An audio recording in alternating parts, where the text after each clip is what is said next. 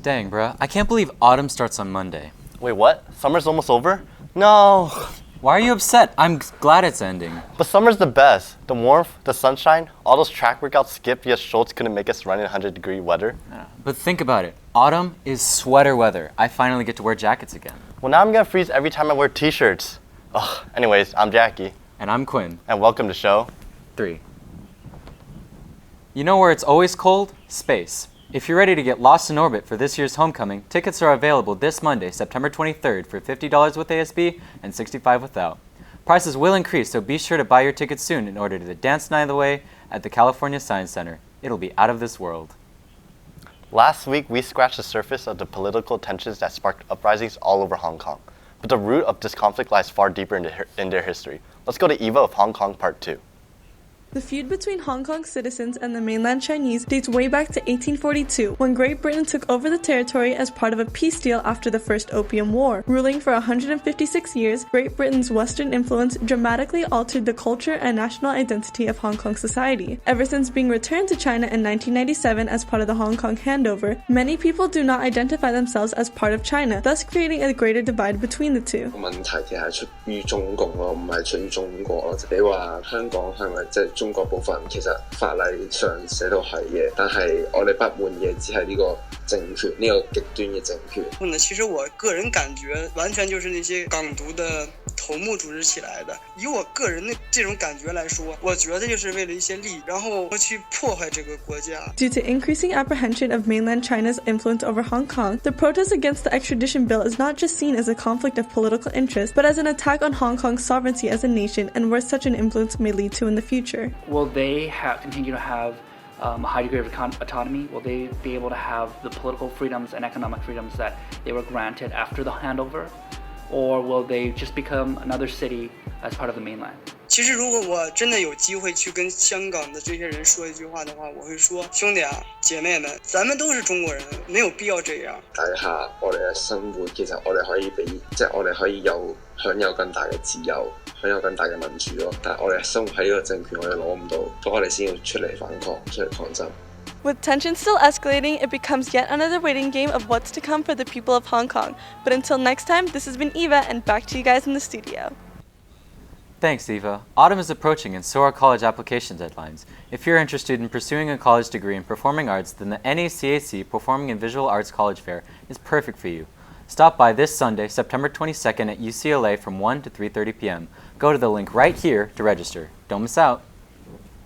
The dangerous health effects of e-cigarettes on young adults have forced the federal government to consider taking immediate action. Here's Aaron with more on this newly discovered health issue. E-cigarette companies claim that their products help smokers quit traditional cigarettes. However, are they really all that they claim to be?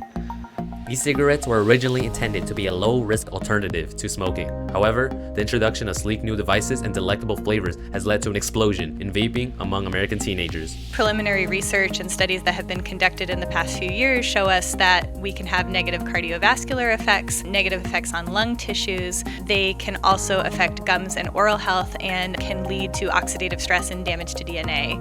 Vaping is now a massive problem in the United States. 380 people have already fallen ill and 7 people have died. The CDC estimates that more than 1 out of 4 high school students have used e-cigarettes in the past month. Unfortunately, 37% of students who do smoke e-cigarettes were not aware that nicotine are in all variety and brands of e-cigarettes.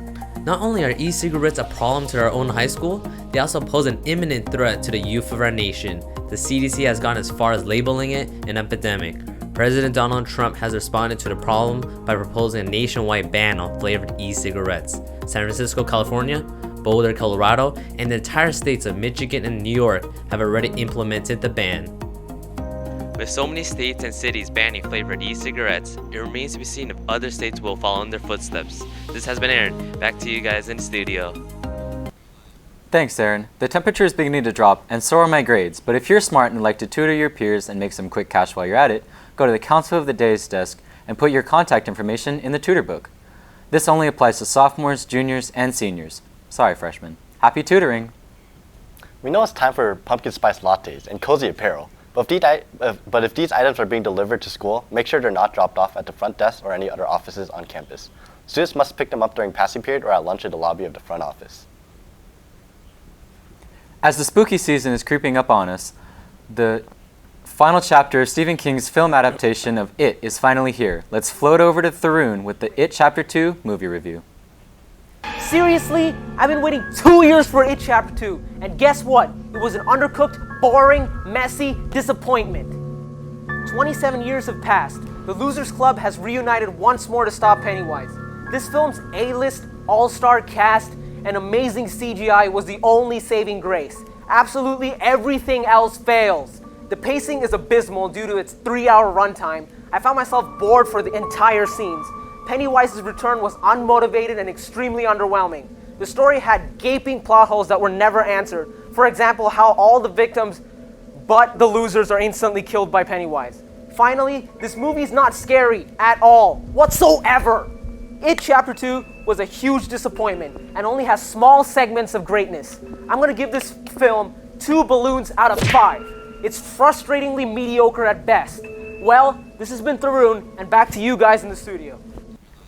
Thanks, Tharoon. It's not chilly to be winter yet, but it definitely gets chills thinking about college. Luckily, you can sign up for one of the many college visits happening this year to help discover and narrow down your options.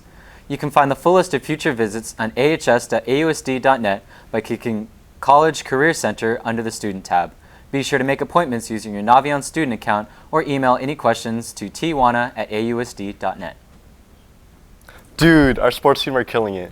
I know, right? I am falling in love with academic decathlon. Wait, no, not those teams. Oh, you mean sports. Seasons come and go, but the cheering remains here on Apache Sports.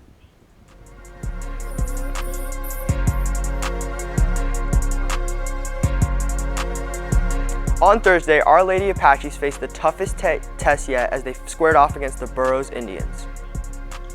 Arcadia started off the match hot and got off to an early lead in the first set, and it seemed almost certain the Apaches were going to win it. However, a strong Burroughs comeback led the team to a first set win by the score of 25-23. Throughout the next sets, Arcadia was right there with the talented Burroughs team. Arcadia's juniors Alex Biriot and Lily Gustafson, with the help of senior Monet Lutunde, led the charge. But Burroughs' strong spikes and Arcadia's inability to stop them ultimately led to a Burroughs win, and Arcadia was on the wrong side of a 3-0 sweep, as the Lady Apaches lost their first league game of the season. We're gonna put an expectation and try and work up to it because we know we could have taken those sets, and it's just all about the work. Great game, Apaches. Our Ladies play rivals Crescenta Valley next week, so make sure to tune into that game. Let's see how football did in their game against Burbank. Our boys faced off against Burbank Bulldogs at Salter Stadium last night, and it was a tough night for the Apaches. Arcadia's defense struggled again last night as they couldn't seem to make any stops against the strong Burbank offense. The offense for Arcadia, while struggling, still managed to put some points on the board against the solid opposition defense. However, Burbank took control of the game early and won by a large score of 48-7. Great job to all of our Apache teams so far. We'll be here cheering you along the way. This has been Harrison, back to Jackie and Quinn.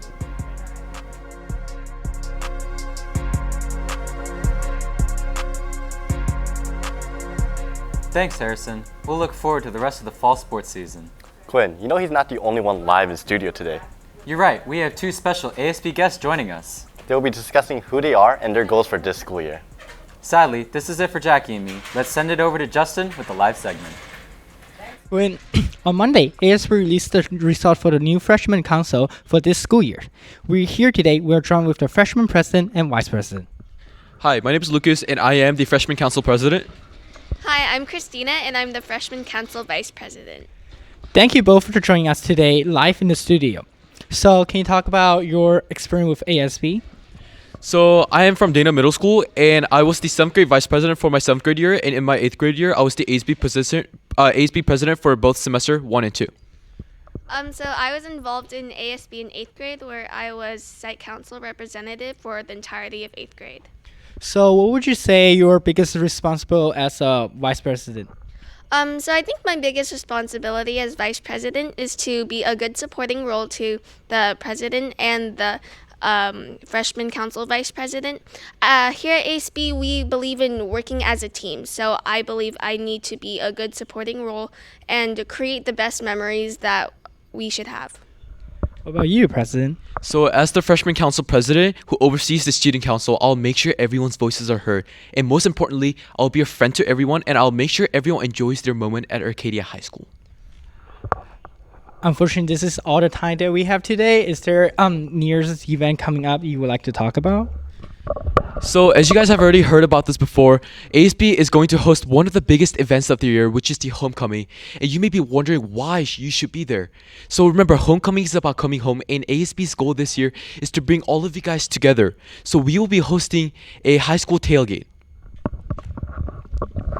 That's amazing. Thanks to you guys and congrats for winning the election and good luck on your new school year. Make sure to follow all our social media platform list down below, and remember tune into Apache News every Wednesday and Friday during 4th period. This has been Justin. Have a great weekend, Apaches.